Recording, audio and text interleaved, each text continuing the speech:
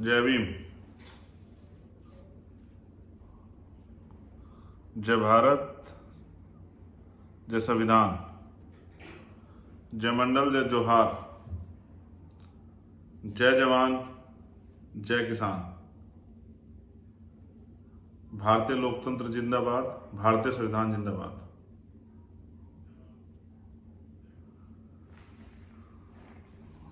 आज का ये विशेष लाइव जिसका उद्देश्य है 11 सितंबर को होने वाली रैली, एक आंदोलन जिसको हम लोगों ने तय किया है कि हमें ये आंदोलन अपने लोगों के हितों के लिए करना है, उनकी रक्षा के लिए करना है, उनको सही रास्ता दिखाने के लिए करना है। और पिछले महीने हम लोगों ने इसकी घोषणा की थी। अपनी बात को शुरू करते हुए बहुजन समाज में जन्मे और सभी धर्मों में जन्मे सभी संतों, गुरुओं और महान पुरुषों को मैं नमन करता हूं।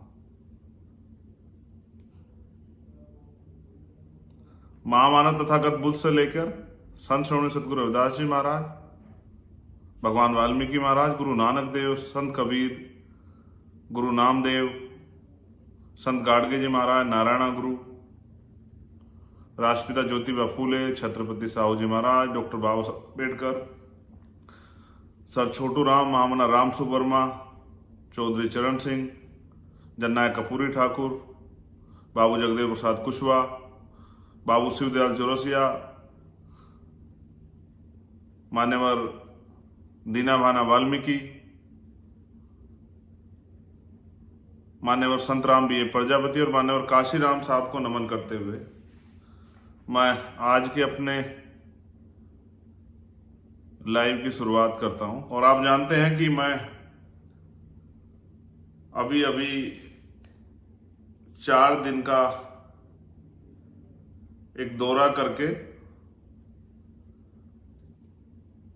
विदेश से लौटा हूं।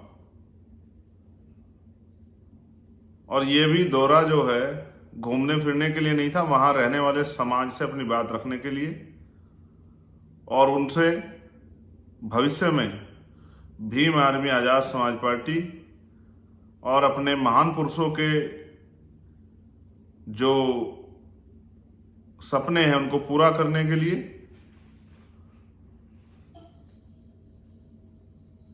और जो आंदोलन हम लोग चला रहे हैं उस आंदोलन में योगदान देने के लिए मैंने अपने 4 दिन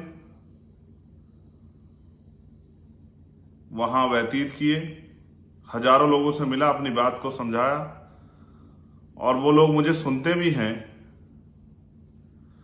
मैं बड़ा खुश हूं कि जब मैं वहां गया तो 99% लोग ऐसे हैं जो मेरी पार्लियामेंट के स्पीचों को सुनते हैं, जो मेरे लाइव को सुनते हैं और जो मुझसे बहुत प्यार करते हैं।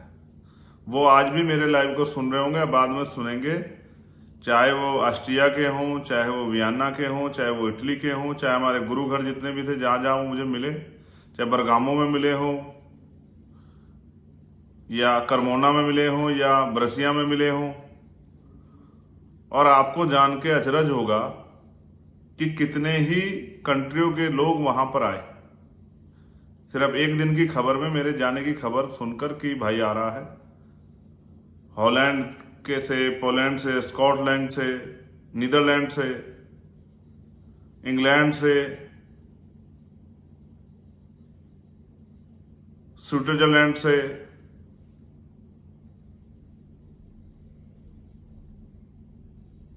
फ्रांस से, जर्मनी से, इतने लोग वहां पहुंचे। उन भाइयों से, माओं से, बहनों से बात करके मन में सुकून हुआ कि वहां रहने वाले लोग भी महापुरुषों के मिशन के बारे में उतना ही तकलीफ, दर्द रखते हैं जितना यहां वाले रखते हैं। सम्मानित साथियों, 11 सितंबर का जो कार्यक्रम रखा था उससे पहले अचानक से मुझे जाना पड़ा। जिस प्यार के बारे में मैंने सोचा भी नहीं था, वो प्यार मुझे वहां पर मिला। मुझे जो सम्मान वहां पर मिला, मैं उसके लिए हमेशा ऋणी रहूंगा अपने भाइयों का। ग्लोबल रविदासिया फाउंडेशन और तमाम संगठन, हमारे गुरु घर की प्रबंधक कमेटियां, उन सब का। साथ साथ मैंने वहां से बहुत कुछ सीखा भी। जब मैं वहां गया, मैंने वहां के एजुकेशन सिस्टम को, हेल्थ सिस्टम को, वहां के रोजगार की व्यवस्था को, खेती की व्यवस्था को, वहां की सफाई व्यवस्था को, वहां के कर्मचारियों के समस्याओं को, या वहां के कर्मचारियों के जीवन को, आम लोगों के जीवन को किस तरह से वो लोग जीते हैं, इसको भी मैंने सीखा और समझने का प्रयास किया। जिस राज की बात हम करते हैं, बेगमपुरा राज, मैंने महसूस किया कि वहां का जो राज व्यवस्था है वो बेगमपुरा जैसी है। वहां लोग खुश हैं। लेकिन मैं मानता हूं कि हमें भारत में भी ऐसे ही अवसर और ऐसी ही व्यवस्था तैयार करनी है। वहां लोग, हमारे लोग खुश हैं, ये अच्छी बात है, लेकिन भारत में भी गरीबों, किसानों, कमजोरों, मजदूरों, महिलाओं, नौजवानों की जिंदगी में सुख, सुविधा और सम्मान आए, इज्जत की रोटी, साफ स्वच्छ कपड़ों के साथ जीवन यापन, सुकून की छत के नीचे पीने के लिए साफ पानी की व्यवस्था, झूठ द्वेष से दूर, अपने अधिकारों जिम्मेदारियों के प्रति जागरूक, अच्छी पढ़ाई व्यवस्था, अच्छी रोजगार व्यवस्था, अच्छी स्वास्थ्य व्यवस्था के साथ एक आदर्श भारतीय का जीवन जीने के लिए तैयार होने योग्य बनाने के लिए भी हमें इधर भी काम करना है। मैं डॉक्टर बाबा साहब अम्बेडकर की उस बात को याद करता हूं कि हम प्रथम और अंत्य भारतीय हैं। मैंने वहां भी कहा, ऑस्ट्रिया, वियना, यूरोपियन कंट्री में जाके, कि मुझे गर्व है कि हम भारतीय हैं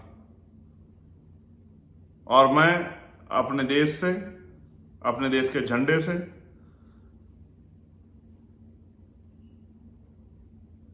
उतना प्यार करता हूं जितना एक बेटा अपनी मां से करता है। मुझे मेरी मातृभूमि पर, मुझे मेरे देश पर, मुझे मेरे भारत पर गर्व।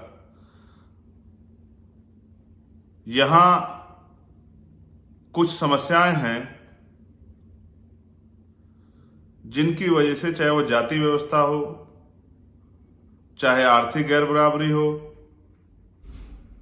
चाहे वो सामाजिक तौर पे गैर बराबरी हो, चाहे रोजगार की समस्या हो, एजुकेशन और हेल्थ की समस्या हो, हम उन सब से दो चार हो सकते हैं। उन्होंने हमारे जीवन में परेशानियां पैदा की हैं।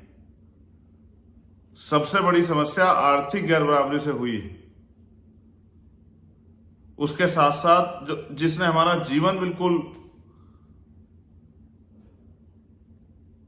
बर्बाद कर दिया है, वो है सामाजिक गैर बराबरी, जाति और धर्म के आधार पर। आज धर्म के आधार पर हिंसा हो रही है, मॉब लिंचिंग हो रही है, लोगों को मारा जा रहा है, लोगों के धार्मिक स्थलों को तोड़ा जा रहा है। ये जो पॉलिसी है, इससे भावनाओं को भड़काकर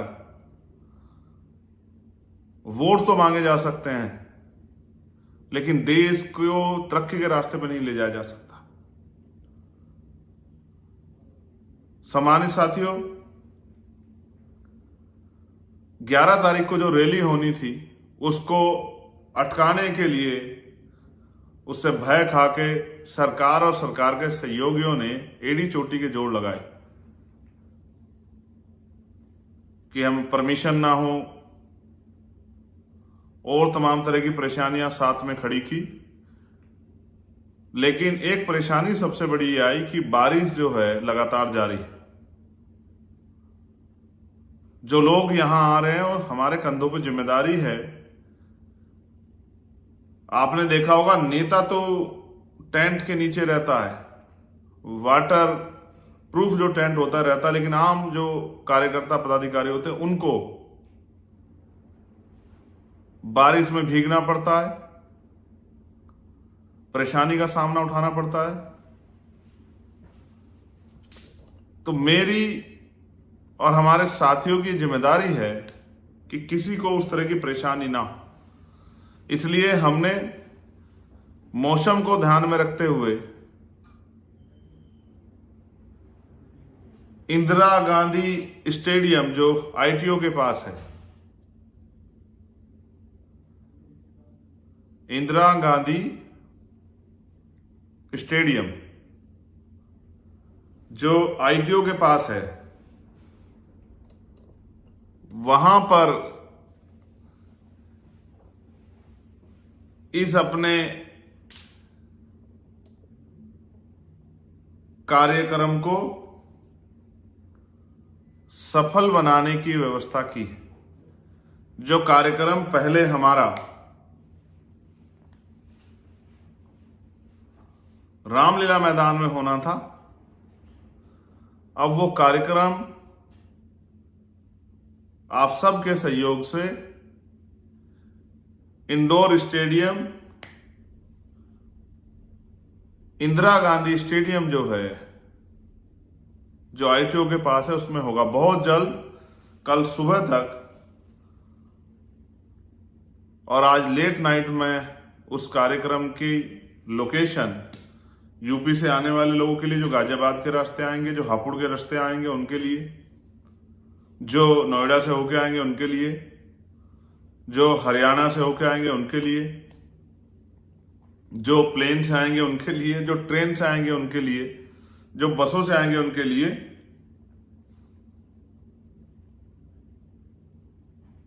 किस तरह के कौन से रास्ते से आप आसानी से आ सकते हो,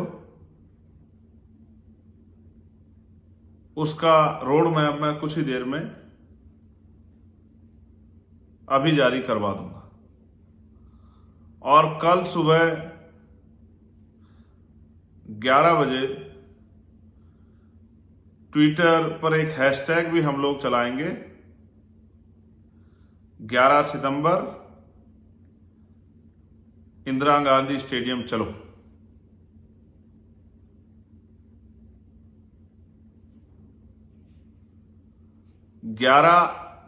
सितंबर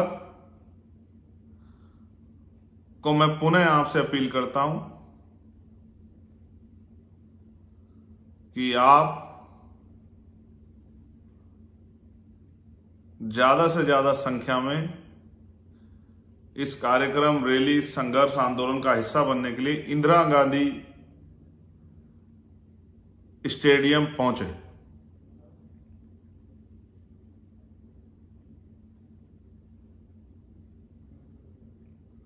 वहां पर अंदर और बाहर सभी के लिए हमने व्यवस्था की है कि आसानी से हमारी बात हमारे आने वाले बहादुर योद्धाओं तक पहुंचाए। मैं पुनः आपको याद दिलाना चाहता हूं, 11 सितंबर सुबह 10 बजे इंदिरा गांधी स्टेडियम आईटीओ के पास, दिल्ली। मैं आप सबका इंतजार करूंगा। हमेशा की तरह, जिस तरह अभी तक आपने इस आंदोलन को सींचा है और मुझे हमेशा से आगे बढ़ाने का, आंदोलन को आगे बढ़ाने का काम किया है, मैं भीम आर्मी आजाद समाज पार्टी के साथियों को कहूंगा कि वो घर ना रहें, एक दिन इस संघर्ष में अपना योगदान अवश्य दें। इसलिए ज्यादा से ज्यादा संख्या में इंदिरा गांधी स्टेडियम आईटीओ पहुंचकर इस आंदोलन को सफल बनाएं। जय भीम, जय जोहार, जय मंडल, जय विज्ञान, जय भीम, जय भारत, जय संविधान। आप सभी के लिए बहुत बहुत मंगल कामनाएं और आशा और उम्मीद कि हमेशा की तरह आप इस आंदोलन को भी सफल बनाकर विरोधियों को मुंह तोड़ जवाब देंगे। मैं चंद्रशेखर आजाद, आपका भाई, आपका बेटा, आपका कार्यकर्ता, आपका इंतजार करूंगा। धन्यवाद।